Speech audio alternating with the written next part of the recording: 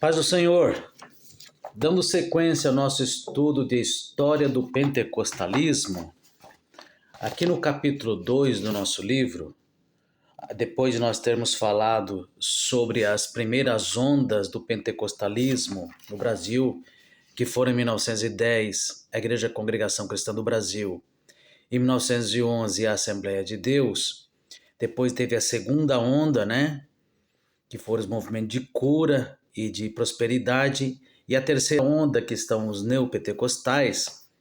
Nós vamos falar um pouco nesta aula sobre as origens do pietismo no pentecostalismo.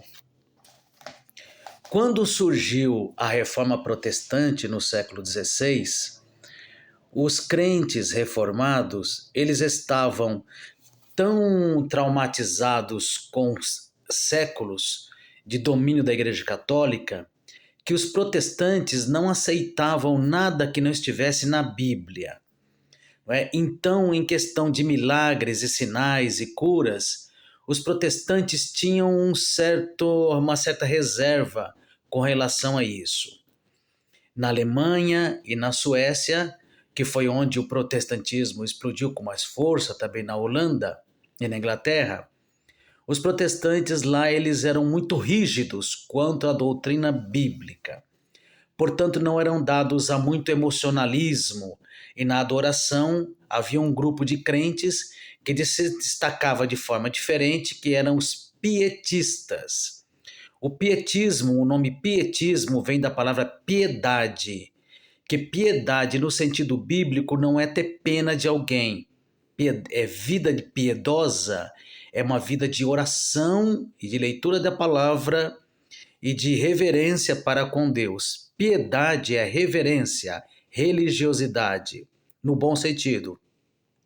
Então esses homens, eles achavam que o culto que era prestado nas igrejas protestantes deveria ter um pouco mais de emoção, um pouco mais de vida, Eles eram caracterizados também por um despertamento missionário muito grande. Por quê? Porque os reformados, a maioria das igrejas reformadas, presbiteriana, congregacional, wesleyana, luterano, eles eram de origem calvinista. E você sabe que o calvinismo, ele entende que você não precisa tanto pregar o evangelho, porque Deus já tem os seus escolhidos. Então os pietistas foi um movimento que surgiu lá na Alemanha e na Escandinávia, de libertação desse pensamento e de despertamento missionário, de reuniões de oração, de cura, de busca da presença de Deus, porque os protestantes eles ainda tinham herdado uma liturgia, uma forma de culto muito amarrada, muito presa, como é praticamente hoje nas igrejas católicas, nas missas, em que não há vida nas reuniões, Então, eles eram mais de se libertar desse tradicionalismo e ter mais vida no culto. Também era uma característica deles saudarem uns aos outros na paz de Deus. Por isso, o movimento pentecostal herdou esse tipo de saudação, paz de Deus, paz do Senhor. Além disso, aqueles que eram de origem sueca, eles tinham assim um rigor muito grande com relação às roupas, com relação a cabelo, com o uso de joias, de anéis, de brincos. As mulheres eram muito conservadoras, as mulheres pietistas, muito conservadoras, e isso terminou influenciando de forma muito grande dois homens, Daniel Berg e Gunnar Wingren, que foram missionários suecos que vieram para o Brasil. Aqui no Brasil, eles implantaram esse costume das mulheres não terem muitos adornos, dos homens também serem mais retraídos, não dados a anéis também, a roupas muito coloridas, muito chamativas, e as mulheres não cortar o cabelo. Então, quando a Assembleia de Deus surgiu lá nos Estados Unidos, lá no Belém do Pará, vindo dos missionários dos Estados Unidos, ela adquiriu desde cedo esse costume de não usarem barba, de ter o cabelo cortado, o homem, de a mulher ter o cabelo comprido, não usar anéis, não usar joia, não usar brinco, corrente, nem colar. Então foi por causa do movimento pietista que surgiu lá na Europa, que influenciou o movimento pentecostal, influenciou os missionários suecos que implantaram aqui a Assembleia de Deus no Brasil. Eles achavam que por os reformados serem de origem calvinista, eles não tinham desejo de pregar o evangelho.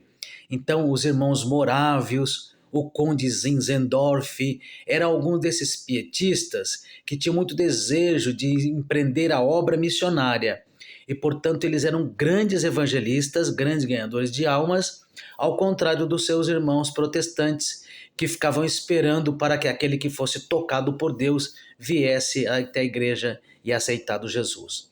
Então, o movimento pietista foi a causa da Assembleia de Deus no Brasil ter esse costume tão rígido com relação a roupas e ter esse fervor tão grande de oração, de curas e de movimentos do Espírito Santo.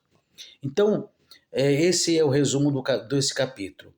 Então, no próximo capítulo é a história do desenvolvimento da teologia pentecostal. A teologia pentecostal se desenvolveu de tal forma que, com o passar das décadas, a Igreja Assembleia de Deus, como representante do pentecostalismo no Brasil, passou a só consagrar obreiros que tivessem sido batizados com o Espírito Santo.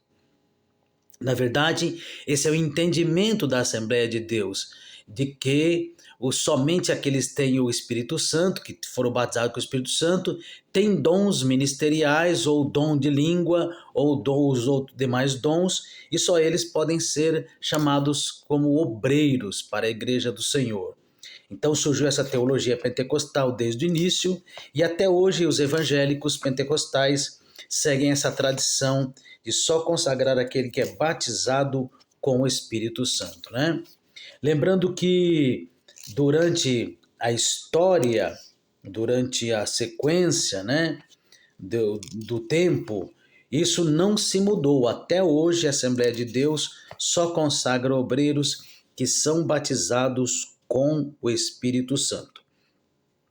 Então, entendendo que o batismo com o Espírito Santo é marcado pelas línguas como evidência inicial do batismo com o Espírito Santo.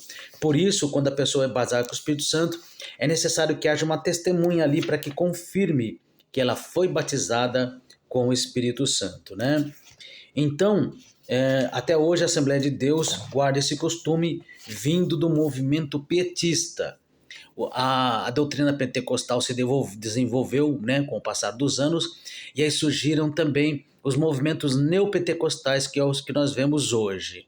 Então está aqui nesta aula explicado por que a Assembleia de Deus tem essas tradições de se saudar com a paz do Senhor, de fortalecimento da oração, ênfase na oração, na busca de dons, no batismo com o Espírito Santo e na consagração de obreiros, somente aqueles que são batizados com o Espírito Santo.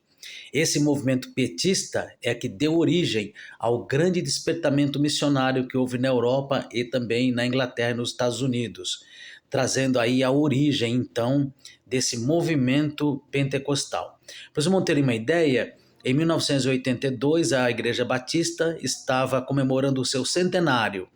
O centenário da Igreja Batista, em 1982, a Igreja Batista chegou no Brasil em 1882, portanto, em 1982 eles comemoraram o centenário, eu era membro da Igreja Batista nessa época. Então, nessa campanha de 82, foi feita uma grande obra missionária no Brasil, cruzadas, quando foi trazido aqui o grande pregador Billy Graham, que era batista, e houve, então, todas as igrejas naquela época inauguradas também eram chamadas de igrejas batistas do centenário. Na época, em 1982, a Igreja Batista estava caminhando para ter 1 milhão de membros no Brasil todo. E naquela época, em 82, só em São Paulo já havia 7 milhões de crentes da Assembleia de Deus. Você imagina se a igreja tivesse continuado o evangelismo através das igrejas protestantes, o evangelho não teria esse alcance que tem hoje. Isso deve-se graças ao pentecostalismo. O pentecostalismo foi a chama que incendiou o Brasil, fortemente marcado por línguas, por dons, pelo testemunho, pela pregação, contando que, como diferente das igrejas presbiterianas, quando lá os crentes teriam que ser formados em teologia para serem pastores ou pregadores, nas igrejas pentecostais, principalmente na Assembleia de Deus, qualquer um poderia pregar a palavra, qualquer um que não tivesse teologia poderia ser pastor, qualquer um que não tivesse preparo teológico podia ser obreiro, bastasse que ele falasse em línguas estranhas, que fosse batizado com o Espírito Santo. Não precisava nem saber ler ou escrever, bastava que falasse em línguas e ele era encaminhado para ser consagrado como obreiro. E durante muito tempo, muitos desses pastores, né, leigos, que muitos não sabiam nem ler a Bíblia, eles pastorearam igrejas e deixaram um grande trabalho no Brasil. Esta é a origem do movimento pentecostal ter crescido tanto no Brasil. Porque enquanto os protestantes só consagravam obreiros com teologia, os pentecostais consagravam qualquer crente desde que ele falasse em línguas estranhas. E esse é o motivo do crescimento espantoso da Assembleia de Deus no Brasil. A teologia pentecostal continuou sendo preservada até hoje, né? E cresceu muito. E houve vários raízes do pentecostalismo no Brasil. Hoje existem centenas de igrejas, de ministérios da Assembleia de Deus. Existem também muitas igrejas neopentecostais. Então, a teologia pentecostal hoje ainda é muito forte. Somente nos últimos anos, nas últimas décadas, na última década, é que a Igreja Assembleia de Deus acordou para a necessidade de instruir os obreiros e exigir que esses obreiros sejam formados pelo menos no curso base de teologia. Por quê? Porque quando a Assembleia de Deus chegou no Brasil, a maioria das pessoas aqui não tinha conhecimento nenhum, eram praticamente analfabetos. Com o passar do tempo, o público das nossas igrejas já não é mais o mesmo. Os jovens não aceitam qualquer coisa, qualquer palavra. Eles têm que ler na Bíblia onde é que está, qual é a base daquilo que está sendo pregado. E muitos desses jovens têm questionado os obreiros. Por isso, com essa necessidade de maior conhecimento, é que a Assembleia de Deus do Belém passou a exigir o curso teológico para os obreiros, né? O que tem facilitado aí o alcance das escolas de teologia, principalmente a FAESP, criar núcleos, extensões em todos os setores de São Paulo, porque a igreja acordou para a necessidade de formar obreiros. Agora, além de serem batizados com o Espírito Santo, eles também têm que ter um conhecimento teológico, pelo menos o curso básico para a consagração. Isso trouxe um grande conhecimento teológico, um avanço nas escolas de teologia e a popularização dos cursos teológicos. E hoje há muita gente que se forma em teologia, ao contrário de quando a igreja começou lá atrás. Era praticamente uma igreja de analfabetos, de leigos que mal sabiam ler a Bíblia, né? Não estou com isso dizendo que eles não tinham poder de Deus, não é isso.